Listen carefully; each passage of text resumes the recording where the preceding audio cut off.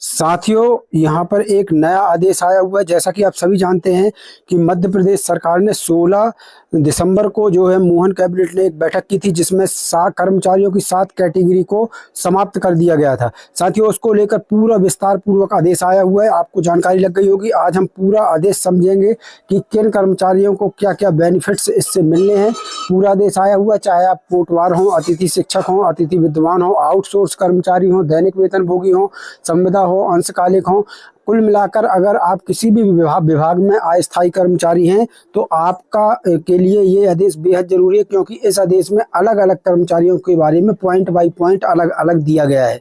तो चलिए देखते हैं क्या कुछ किस कर्मचारी के हिस्से में आया है। पूरा वीडियो को स्टार्ट करते हैं। वीडियो थोड़ा सा बड़ा होगा क्योंकि आदेश बड़ा है, लेकिन वीडियो पूरा देखिएगा क्योंकि ये आदेश बेहद महत्वपूर्ण है। साथियों, आप ये आदेश कैसे डाउनलोड कर पाएंगे वो भी हम आपको इसी वीडियो में बताने वाले हैं।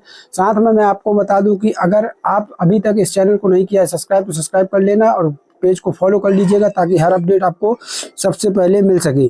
साथियों, यहाँ पर देख सकते हैं, यहाँ पर स्पष्ट लिखा हुआ है मध्य प्रदेश शासन वित्त विभाग वल्लभ भवन मंत्रालय भोपाल, और ये आदेश आया है दोस्तों आपको बता दें 22 दिसंबर 2025 को। यहाँ पर देख सकते हैं, मतलब मात्र एक दिन पहले अभी ये आदेश आया हुआ है।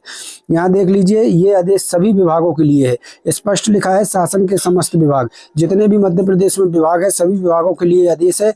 यहाँ पर देखिए क्या कुछ लिखा है। तो यहाँ पर राज्य शासन के में कार्यरत कार्मिकों के पदों से संबंधित नियम दिशा निर्देश जारी करना, अस्थायी स्थायी पद का अंतर समाप्त करना एवं कार्यभारित आकस्मिकता स्थापना तथा स्थायी कर्मी के सभी पदों को संख्येतर घोषित करना। राज्य शासन के विभिन्न विभागों में कार्यरत कार्मिकों की श्रेणियों तथा प्रभावशील नियमों दिशा निर्देशों के संबंध में विभाग स्तर पर कठिनाइयां अनुभव की जाती रही हैं तथा उक्त अनुक्रम में विभिन्न स्तरों से निरंतर परामर्श भी चाहा जाता रहा है। कार्य सुविधा के दृष्टिगत उक्त अनुक्रम में निम्नानुसार खंडिका 2 में स्थिति स्पष्ट की जा रही है।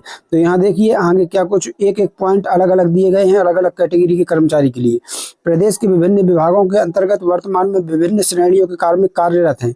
मध्य प्रदेश मूलभूत नियम तथा राज्य शासन के अन्य सुसंगत नियमों निर्देशों के अनुक्रम में भिन्न भिन्न श्रेणियों के कार्मिकों से संबंधित प्रावधान भी भिन्न भिन्न है। प्रदेश में कार्यरत कार्मिकों की प्रमुख श्रेणियां तथा यहाँ पर देख लीजिए उनके संबंध में राज्य शासन के नियम, यहाँ पर देखिएगा स्पष्ट, उनके संबंध में राज्य शासन के नियम दिशा निर्देशों और निम्नानुसार वर्गीकृत किए जा सकते हैं। 2.1 स्थायी पद के विरुद्ध नियोजित। मध्य प्रदेश मूलभूत नियम 9/22 के अनुसार स्थायी पद से तात्पर्य एक निश्चित दर के वेतन में बिना किसी समय सीमा के स्वीकृत पद से है। स्थायी पदों का सृजन संबंधित विभाग की कार्य आवश्यकता के आधार पर मंत्रिपरिषद द्वारा लिए गए निर्णय के आधार पर किया जाता है।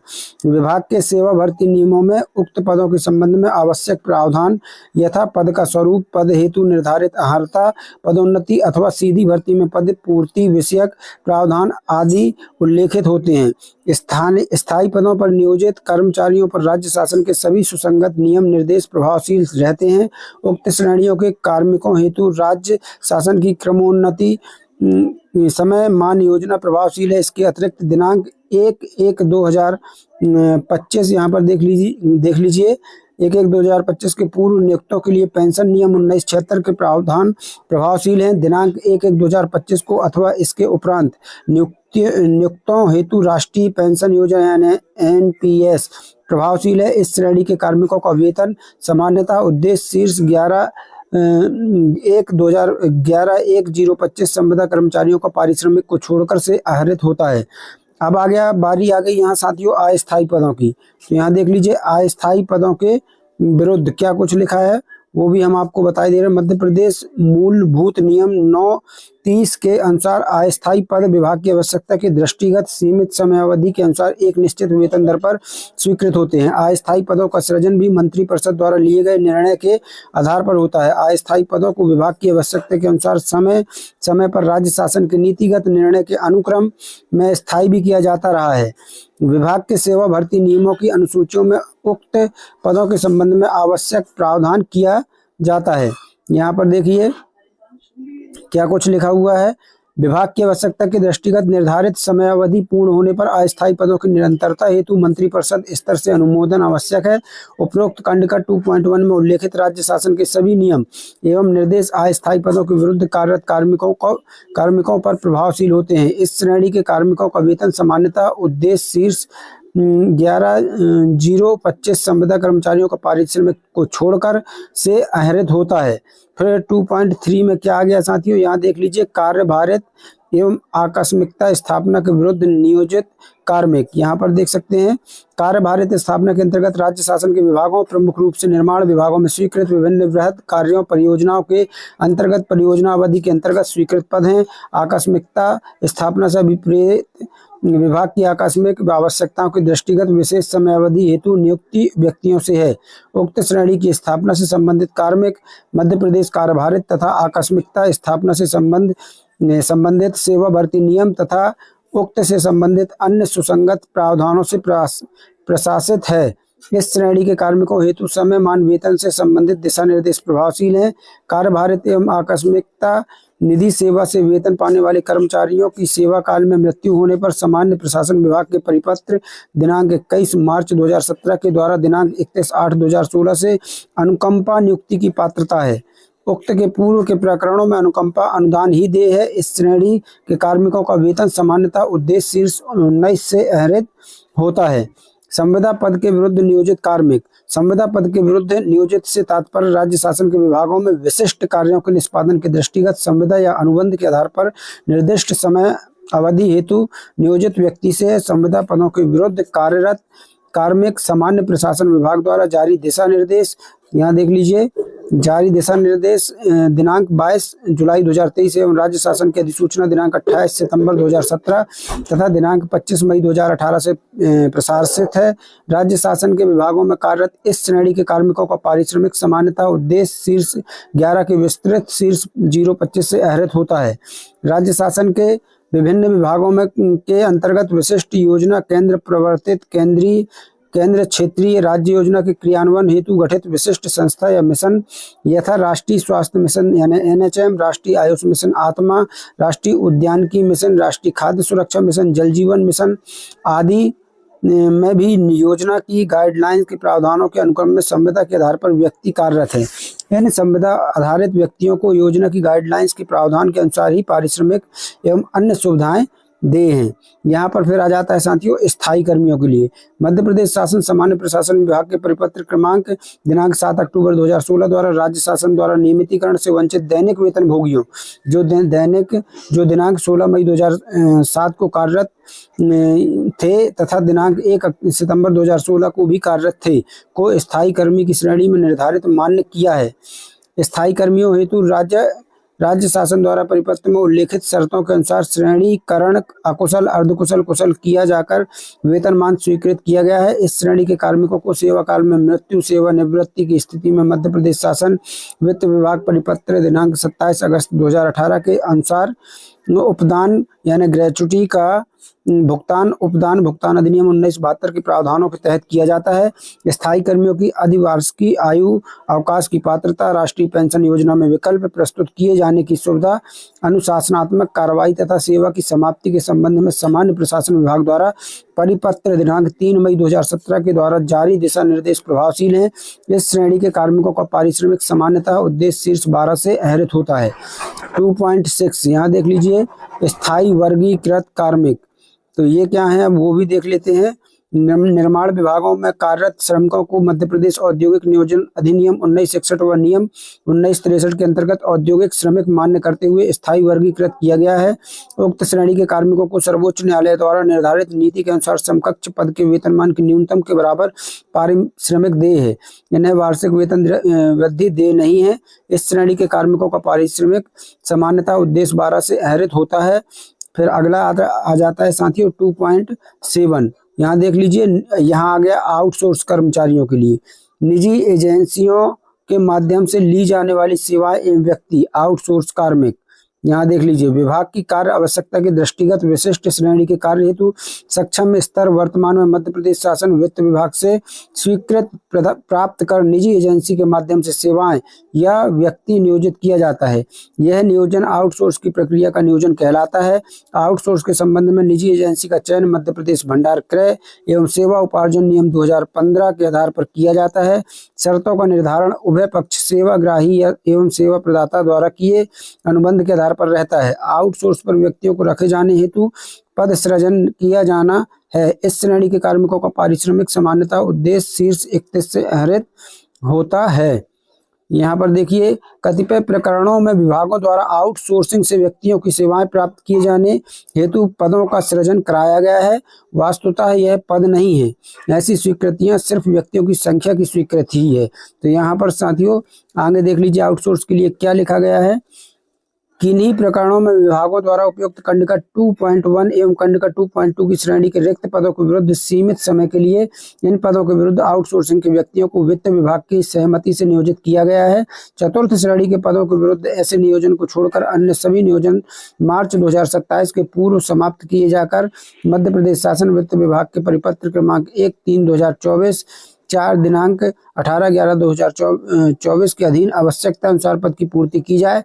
आउटसोर्सिंग से व्यक्तियों की सेवाओं को मार्च 2027 के बाद भी निरंतर रखे जाने की परिस्थितियां होने पर उपरोक्त खंडिका 2.1 या खंडिका 2.2 की श्रेणी के पदों को समाप्त किए जाएं। तो यहाँ पर आप देखिए एक बड़ी बात यहाँ पर लिखी गई है कि यह पद नहीं है, ऐसी स्वीकृतियां सिर्फ व्यक्तियों की संख्या की स्वीकृति ही है। तो यहाँ पर शासन ने कह दिया है कि जो आउटसोर्स कर्मचारी हैं वो एजेंसी के कर्मचारी हैं, ये शासन के कर्मचारी नहीं है। लेकिन फिर भी 3 कैटेगरी रखी गई हैं, स्थायी संविदा और आउटसोर्स। 2.8 में क्या कुछ दिया है वो देख लीजिए। विशिष्ट समयावधि हेतु कार्य पर लिए जाने वाले कार्मिक वन विभाग तथा कुछ अन्य विभागों में विशिष्ट कार्य के दृष्टिगत विशिष्ट समयावधि हेतु कार्मिकों को नियोजन किया जाता है। इन कार्मिकों को श्रम विभाग द्वारा विभिन्न श्रेणियों हेतु निर्धारित दर पर मजदूरी का भुगतान किया जाता है। इसी श्रेणी के कार्मिकों का पारिश्रमिक सामान्यतः उद्देश्य शीर्ष 12 से आहरित होता है। अंशकालिक रूप से नियोजित कार्मिक राज्य शासन के विभिन्न विभागों में आवश्यकता अनुसार, यहाँ पर देख लीजिए, आवश्यकता अनुसार साफ सफाई, वाटरमैन, फर्राश, रसोइया, कुक, माली आदि से संबंधित अंशकालिक कार्यों हेतु भी कार्मिक कार्यरत हैं। इन कार्मिकों को राज्य शासन द्वारा समय समय पर निर्धारित पारिश्रमिक का भुगतान किया जाता है। इस श्रेणी के कार्मिकों का पारिश्रमिक सामान्यतः उद्देश्य शीर्ष 12 से आहरित होता है। यहाँ देख लीजिए अगला है 2.10। यहाँ देख लीजिए, राज्य शासन द्वारा लिए गए नीतिगत निर्णय के अनुक्रम में विशिष्ट विभागों में योजना क्रियान्वयन के दृष्टिगत विशिष्ट श्रेणी के व्यक्ति तथा स्कूल शिक्षा विभाग एवं जनजाति कार्य विभाग अंतर्गत अतिथि शिक्षक, उच्च शिक्षा विभाग अंतर्गत अतिथि विद्वान, तकनीकी शिक्षा विभाग अंतर्गत अतिथि व्याख्याता, स्वास्थ्य विभाग अंतर्गत आशा ऊषा कार्यकर्ता एवं सुपरवाइजर, ग्रामीण विकास विभाग अंतर्गत ग्राम रोजगार सहायक, महिला एवं बाल विकास अंतर्गत आंगनवाड़ी कार्यकर्ता एवं सुपरवाइजर, गृह विभाग अंतर्गत नगर सैनिक, राजस्व विभाग अंतर्गत कोटवार आदि भी निर्दिष्ट कार्य निष्पादित करते हैं। इस श्रेणी के व्यक्तियों को निष्पादित कार्य के विरुद्ध योजना के प्रावधानों के आधार पर मानदेय एवं अन्य सुविधाएं दे हैं। इस श्रेणी के कार्मिकों का मानदेय सामान्यतः अनुदान मद उद्देश्य शीर्ष 42 यानी 42 से आहरित होता है। तो यहाँ पर आगे देख लीजिए, फिर आगे यह अनुभव किया जा रहा है, यहाँ देख लीजिए, यह अनुभव किया जा रहा है कि सीमित अवधि की विशिष्ट परियोजनाओं के अतिरिक्त अन्य विभागों में स्थायी एवं अस्थायी पदों की पात्रताओं में बहुत अधिक अंतर नहीं रह गया है। पदों से संबंधित सेवा शर्तें तथा सेवा निवृत्त उपरांत देय सुविधाओं में भी भिन्नता की स्थिति कालांतर में समाप्त हो चुकी है। अन्य पात्रताएं भी प्रायः समान हैं। उक्त तथ्य के दृष्टिगत वर्तमान में प्रचलित स्थायी एवं अस्थायी पदों का विभेदीकरण को समाप्त किया जाता है। पूर्व से प्रचलित अस्थायी पदों को स्थायी पदों में परिवर्तित करने हेतु सेवा भर्ती नियमों में आवश्यक प्रावधान किए जाएं। अगला पॉइंट क्या है साथियों वो देख लीजिए। अगला पॉइंट यहाँ पर है कि निर्माण विभागों में वृहद कार्यों, परियोजनाओं आदि का क्रियान्वयन वर्तमान में निविदा के आधार पर किया जाता है। उक्त के दृष्टिगत कार्यभारित एवं आकस्मिकता स्थापना के अंतर्गत अब पदों की आवश्यकता नहीं है। कार्यभारित एवं आकस्मिकता स्थापना के सभी पदों को संख्येतर घोषित किया जाता है। कार्यभारित एवं आकस्मिकता निधि के अंतर्गत अब नवीन नियुक्ति नहीं की जाए। यहाँ देख लीजिए, साथ ही सामान्य प्रशासन विभाग के दिशा निर्देशों के अनुक्रम में यदि अनुकंपा नियुक्ति दी जाना है तो वह उक्त से संबंधित नियम निर्देश के अनुसार रिक्त नियमित पद के विरुद्ध दी जाए। अगला है साथियों, उपरोक्त खंडिका 2.5 एवं 2.6 पर वर्णित श्रेणी के सभी कार्मिकों को सांख्येतर घोषित करते हुए भविष्य में उनके स्थान पर अन्य को कार्य पर नियोजित नहीं कराया जाए। फिर अगला लेखक क्या लिखा हुआ है ये देख लीजिए। विभिन्न विभागीय आवश्यकताओं के अनुरूप भविष्य में सिर्फ खंडिका 2.1 एवं खंडिका 2.4 की श्रेणी के पदों का ही सृजन किया जाए। इसके अलावा कार्मिकों का नवीन नियोजन खंडिका 2.7, खंडिका 2.8 अथवा खंडिका 2.9 की श्रेणी में ही किया जाए। उपरोक्त अनुसार दिशा निर्देश जारी होने के उपरांत मध्य प्रदेश शासकीय सेवक अस्थायी तथा अर्धस्थायी नियम 1960 एवं वित्त विभाग द्वारा अस्थायी पदों की निरंतरता के संबंध में समय समय पर जारी दिशा निर्देश स्वतः निरसित मान्य रहेंगे। फिर अगला पॉइंट क्या दिया हुआ है वो देख लीजिए। उपरोक्त दिशा निर्देश मंत्रिपरिषद का आदेश आइटम क्रमांक 14 दिनांक 16 दिसंबर में लिए गए निर्णय के अनुक्रम में जारी। उपरोक्तानुसार दिशा निर्देश की प्रभावशीलता जारी होने की दिनांक से मान्य होगा और यहाँ पर मध्य प्रदेश के राज्यपाल के नाम से तथा आदेशानुसार पी.के. श्रीवास्तव अपर सचिव मध्य प्रदेश शासन वित्त विभाग के यहाँ पर दस्तखत हैं। साथियों ये पूरा आदेश है जिसमें अब मध्य प्रदेश सरकार ने 3 श्रेणी ही रखी हैं, स्थायी संविदा और आउटसोर्स, ये 3 श्रेणी में ही आगे चलकर नियुक्तियाँ होंगी। लेकिन यहाँ पर मैं क्लियर कर दूँ, जो जिस पद पर है अभी वो बना रहेगा, वो पद जब तक रहेगा जब तक आप कार्य कर रहे हैं। जब आप कार्य से सेवा मुक्त हो जाएंगे या रिटायर हो जाएंगे तभी वो पद जो है स्वतः ही समाप्त हो जाएगा और वहाँ पर वो पद फिर उस पद पर नियुक्ति नहीं होगी। फिर अगर जरूरत पड़ेगी विभाग को तो उसको स्थायी पद का सृजन किया और स्थायी पद पर वहाँ पर नौकरी का कोई खतरा नहीं है। जो जिस पद पर काम कर रहा है उसका वो पद बना ही रहेगा जब तक कि उसका सेवा कार्यकाल खत्म नहीं हो जाता है। तो ये बात मैंने स्पष्ट कर दी है। ये आदेश यहाँ पर साथियों सभी विभागों को यहाँ पर भेज दिया गया है। यहाँ पर देख लीजिए सभी विभागों को भेज दिया गया है। तो साथियों ये बड़ी अपडेट थी। ये पूरा आदेश अगर आप चाहें तो हमारे टेलीग्राम व्हाट्सएप ग्रुप चैनल से डाउनलोड कर सकते हैं। दोनों की लिंक इसी वीडियो को डिस्क्रिप्शन में लगा दी है।